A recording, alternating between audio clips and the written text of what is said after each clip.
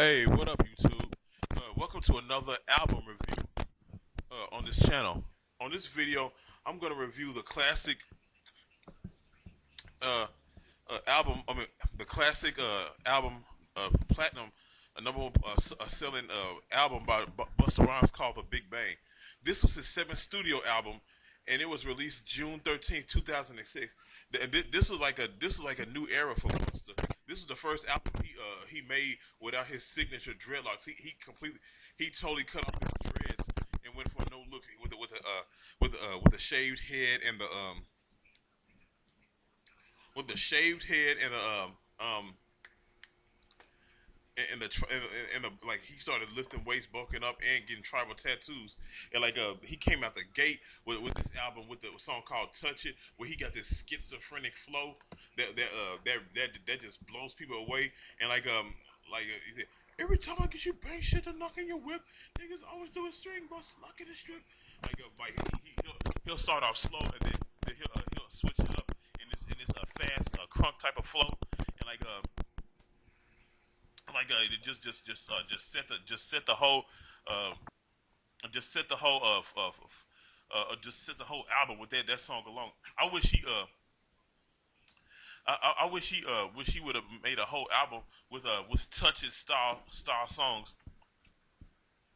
And plus also with songs like "You Can't Hold the Torch" featuring Q-Tip. This album also touched on the ever changing climate of hip hop, where lyricism was becoming obsolete, and party and rump shaking was starting to take over, because New York. New York created hip hop, and it ran the airwaves. But then around 2000, that's when a lot of these New York rappers who were so used to be put in the spotlight didn't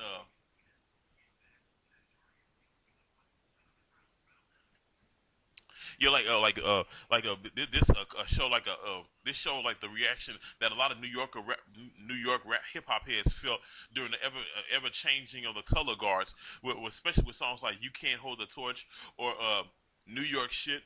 He was basically talking about that song, like, "I'm on my New York shit, hat to the back on my New York shit, raising my mouth on my New York shit." And with songs like that, what else responded to, my man? We need this shit. We want this shit back, man. This is our shit. And songs like "Don't Get Carried Away" or "They're Out to Get Me," and with songs like how we do it over here, featuring Missy Elliott. Ding, ding, pop your girl like that. See my ass, touch me right there. Wanna touch my nookie, baby, touch me right there. And with songs like that, and songs like Gold Mine, or Gold Mine, Raekwon murdered that track. Oh, of course he did. He murdered that track, oh, what song? I don't understand. Is a song called "I Love My Bitch," which is the second track on her, which featured Khalees and will.i.am. It was produced by will.i.am, but I don't feel it was a Busta Rhymes song. And then songs like "In the Ghetto," where he sampled Rick James in the ghetto, and he used the track "When I Was a Young Boy, Growing Up in the Ghetto, Hanging Out on Corners, Singing with the Fellas."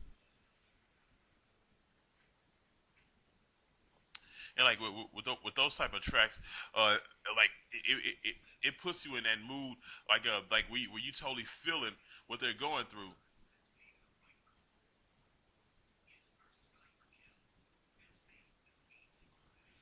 You know, with songs like that, or songs "Don't Get Carried Away" and "Get Down" featuring Timberland. This album has a long list of killer producing production and stuff. This was his first and only album to debut at number one on the charts, and it sold over 200,000 copies. And it's like another album that was close to this was his sophomore album called "When Disaster Strikes." But this album just puts you in that mood, in that feel of 2006. 2006 was a funny year, when it came to music, okay, and a transitional periods. And with this this album, Busta Rhymes, he showed that he really was no exception.